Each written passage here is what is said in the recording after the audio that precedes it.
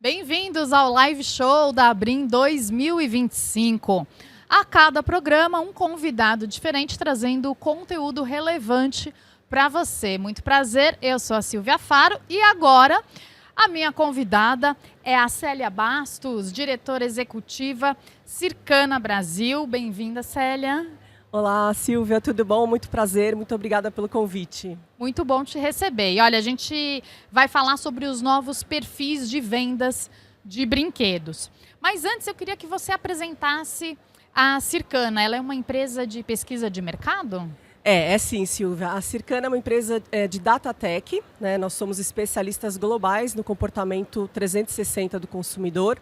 E a gente mede esse consumo, a gente cria tendências, identifica tendências e, para os nossos clientes, a gente melhora a performance deles com várias soluções. Então já vamos começar falando aí das Vambora. tendências que vocês estão mapeando. O público Kidult é um público que está em crescimento? Sim, o Kidult para a Circana são consumidores de 12 anos ou mais, né?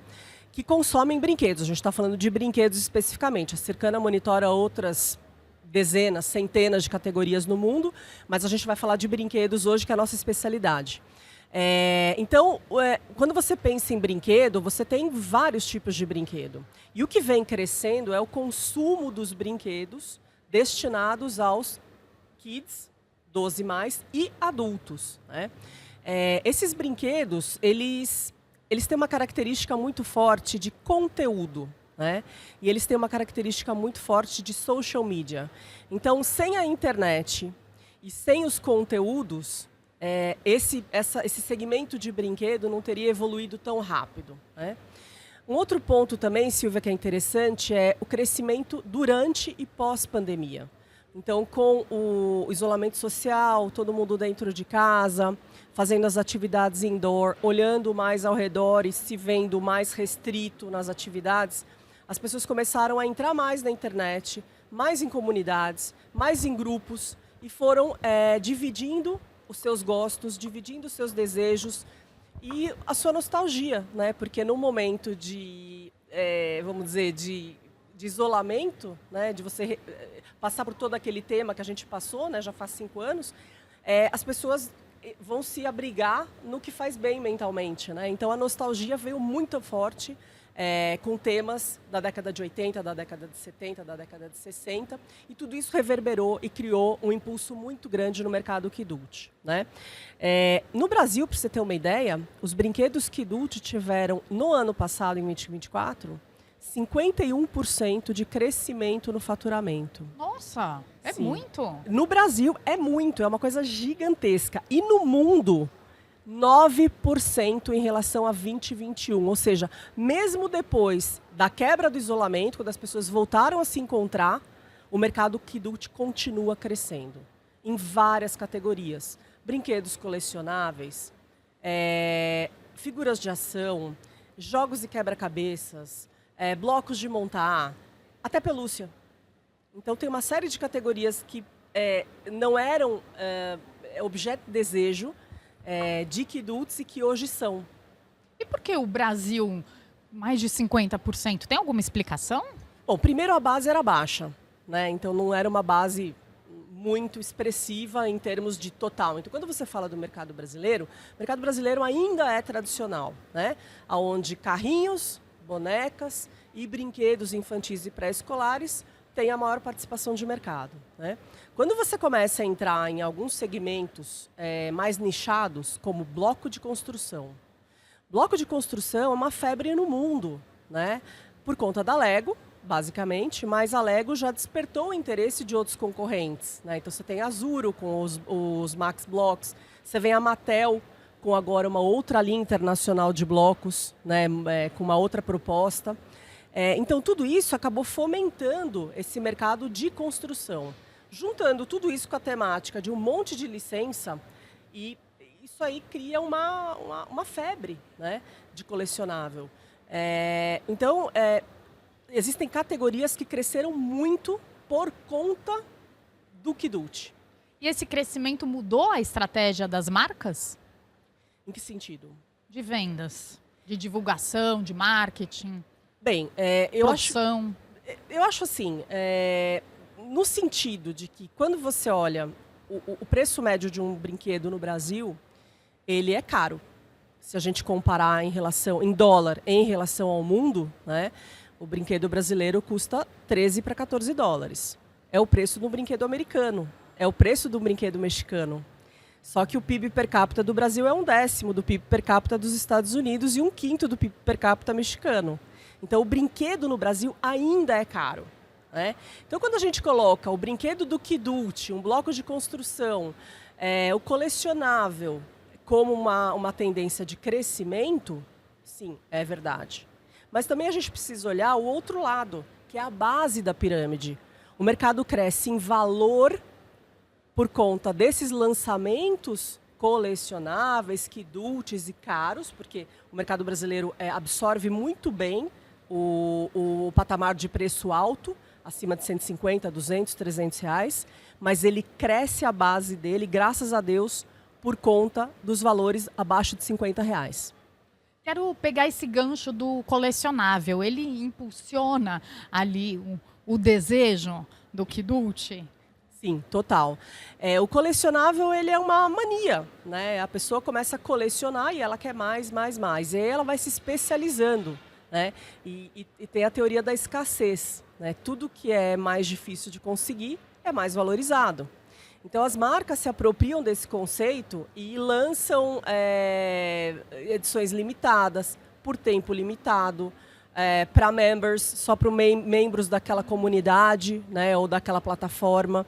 E tudo isso gera uma loucura, né? Então, administrar a oferta, uma oferta limitada, controlando o preço e demanda, é vital para o colecionável, né? Já dá para prever quais são os colecionáveis que serão tendência agora em 2025? Olha, tem muita coisa colecionável, Silvia, tem muita coisa colecionável. A gente está chegando aí na feira, tem muita tendência, né? Os colecionáveis, geralmente, são colecionáveis demonstráveis. Então, o colecionador de verdade, o colecionador que curte, ele vai colecionar cartas, ele vai trocar essas cartas ou negociar essas cartas em comunidades. Ele vai ter figuras de ação super especializadas, ele vai ter figuras de ação como Funko, né? Ele vai ter pelúcias especializadas, ele vai buscar carrinhos diferenciados, né? Então, o colecionador, ele gosta muitas vezes de display, né? De mostrar tudo isso. Mas existem categorias que não são muito óbvias, como é o caso de pelúcia, e que já tem um monte de estratégia de colecionável, entendeu? Você comentou agora há pouco, falando da Lego, né? Lego lançou também uma linha de Fórmula 1, certo? A gente teve um conteúdo audiovisual do Ayrton Senna. Eu queria saber como que as propriedades de licenciamento e entretenimento estão redefinindo o setor. Olha, é muito interessante você ter tocado nesse assunto, porque, tudo bem, Ayrton Senna é um ídolo brasileiro, um ídolo mundial, né? O centenário, os 30 anos do falecimento dele, tudo isso com edição comemorativa de Lego, etc. Explodiu, vendeu assim o que tinha, o que não tinha e faltou. Mas o brasileiro, ele também é muito apaixonado por carro. Então, especificamente falando de Lego, todos os Legos de Fórmula 1, de carros esportivos ou de carros, tiveram um crescimento absurdo em 2024. Então, não foi só a McLaren do Ayrton Senna. Foram todos os carros esportivos e fora de série, especializados e etc. Né? Então, no Brasil, a dica é: carro vende muito bem. Além de carro, o que mais que você poderia destacar para os licenciamentos agora, esse ano, pensando também no audiovisual, nos eventos? Olha, Silvia, a gente veio de uma greve de roteirista, né, em 2022, que não teve um impacto no line-up dos filmes de 2023, porque já estava tudo produzido, gravado. Mas afetou muito o line-up de 2024. Então, em 2024, a gente teve mais ou menos 10 lançamentos interessantes, importantíssimos para brinquedos no Brasil. Em 2023 foram mais ou menos 15. E esse ano, só nas telonas, no cinema, são mais de 22. Fora vídeo on demand, Netflix, Amazon Prime e todas as outras plataformas, e fora aniversários de conteúdos, 10 anos, 5 anos, 20 anos, 30 anos. Então, tudo isso, não tenho dúvida nenhuma, que vai dar um boost muito grande no mercado de licenciamento. E são licenças, e são conteúdos assim, tipo Gabby's Dollhouse, Minecraft, Lilo, Super Mario, Jurassic, How to Train Your Dragon, enfim, tem Quarteto Fantástico. São coisas muito importantes, né? E coisas que movimentam várias categorias. Não só uma categoria específica como figura de ação ou bonecas, ela pega várias categorias. Então, o mercado de brinquedos licenciados no ano passado teve um recorde de venda. De cada R$100 vendidos no Brasil em brinquedo no ano passado, R$29 vieram de brinquedos licenciados. Esse ano eu acho que esse valor vai ser superado. Esse é um dado bem interessante e vou aproveitar também para a gente falar sobre comportamento de compra. Eu tenho um dado aqui que no último dia das crianças, a Circana identificou um crescimento em volume de vendas, mas com um preço médio menor. Ao mesmo tempo, produtos com licenças especiais como Lego Fórmula 1, que a gente citou aqui, tinham preços assim premium, né, digamos. E teve um crescimento expressivo. Então, como é que você interpreta essa dualidade, né? Então, do comportamento do consumidor brasileiro, que ao mesmo tempo busca economia, mas que topa e não se importa em pagar mais por um produto premium? Então, é aquele ponto anterior, né? O Brasil infelizmente, ainda é o país do futuro, né? A gente tem uma renda per capita muito baixa e o preço do brinquedo em dólar é muito alto. Então, a conta não fecha. Logo, quem é que compra brinquedo no Brasil? Então, você precisa trabalhar em duas frentes. Você tem que trabalhar, é o que a gente sempre diz para os nossos clientes, né, no Brasil, ou que atuam também no Brasil. Você pode ter produto e deve ter produto premium. Porque o consumidor classe AB, ele paga, assim, um brinquedo 400, 500, uma pelúcia R$700, um bloco 2, 3 mil reais, ele paga. Mas quantas pessoas têm condição de fazer um consumo nessa ordem de grandeza? Muito poucas. Para você desenvolver o mercado, para ele crescer como ele cresceu no ano passado, porque aconteceu uma coisa incrível no ano passado, uma coisa que nunca tinha acontecido. Eu trabalho na Circana desde o dia 1, no Brasil. Eu nunca vi, nos 9 anos de atuação nosso no Brasil, um crescimento desse em unidades. O mercado brasileiro cresceu 7% em volume no ano passado. E esse crescimento veio de um único lugar, dos brinquedos até R$50. Então, o fabricante, o distribuidor, ele precisa fazer margem, né, principalmente nos brinquedos licenciados, é fundamental, ele precisa vender, porque é um brinquedo que tem um custo maior, mas ele precisa também olhar para a base da pirâmide, onde o volume e uma oferta de valor interessante é efetiva, é muito efetiva, né? A gente tem centenas de exemplos para dar, né, de casos de sucesso. É óbvio que o distribuidor, a indústria, ela precisa ter escala. Ela precisa produzir muito e vender muito. Mas é uma estratégia vencedora. Não dá errado nunca no Brasil. Então, pelo que eu entendi, são públicos diferentes. E totalmente é importante diferentes. Ter essa diversidade. E ocasiões de consumo diferentes. Não é só o público diferente. Um consumidor da classe A, da classe B, ele pode passar num check-out de uma loja de conveniência, de uma loja de departamentos, e tá com uma criança ou não, e comprar um brinquedo por impulso, que vai ser um brinquedo mais barato. E quando ele vai comprar para ele compra um conjunto de blocos de R$1.000, ou ele vai comprar um presente de aniversário, ele vai gastar 150, 200, e está tudo certo. São ocasiões diferentes. Agora, a base da pirâmide, se a gente olhar a pirâmide socioeconômica brasileira, a nossa base ela é mais sofrida, ela é mais pobre, ela é mais carente. E precisa ter acesso a uma oferta que faça sentido para o bolso dela, na faixa dos seus 20, dos seus 30, dos seus 40, dos seus 49,99, né? Porque é outro tipo de consumo em outras ocasiões. Vamos falar um pouquinho sobre o futuro do mercado aqui de brinquedos. Quais são as tendências de consumo que vão moldar o mercado de brinquedo nos próximos anos? Olha, Silvia, essa pergunta é a pergunta de $1 trilhão, né? Pergunta de milhões. Se eu tivesse a resposta. Bom, mas eu acho assim, é como eu estou te falando, mudanças não acontecem do dia para a noite.